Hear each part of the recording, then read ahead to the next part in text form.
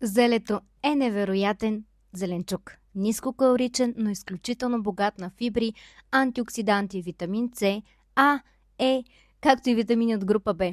Затова реших днес да ви покажа как да си приготвите тези изключително вкусни зелеви кюфтенца в зоната. Да започваме! Освен очевидното, зеле са ни необходими и един блок лук, който днес реших изобщо да не се мъча да опитвам да нарежа с чопъра, а си хванах дъската и по традиционния старомоден начин нарязах възможно най-наситно.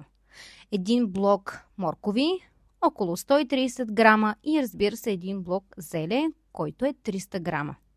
Всичко това отива на котлона в дълбок тиган или направо тенджера, където сме сложили 3 блока мазнина. Използвах зехтин в случая.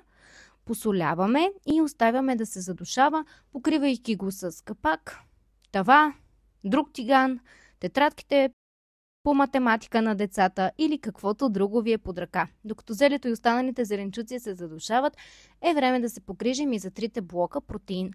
В случая реших да използвам едно цяло яйце за единия блок, а останалите 2 блока ще сложа течни белтъци, което е около половин чайна чаша. Разбъркваме добре. И през това време зелето ни е готово. Трябваха му около 10 минути, за да стане наполовина.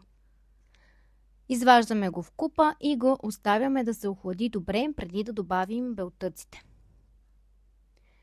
И разбира се, подправките. Реших да използвам кайенски пипер, тъй като лютото стимулира кафявата мазнина в тялото ни, която гори повече калории. Сложих също така чесън и кориандър, но вие може да използвате каквото решите. Разбъркваме добре и се връщаме на котлона, където ще оформим кюфтенцата с помощта на лъжица.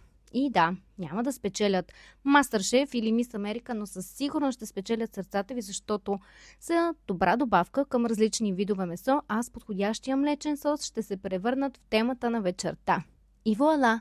Резултатът е готов. 9 кюфтенца, като 3 кюфтенца са за един блок. Невероятно вкусни, затова следващия път не изхвърляйте зелето, защото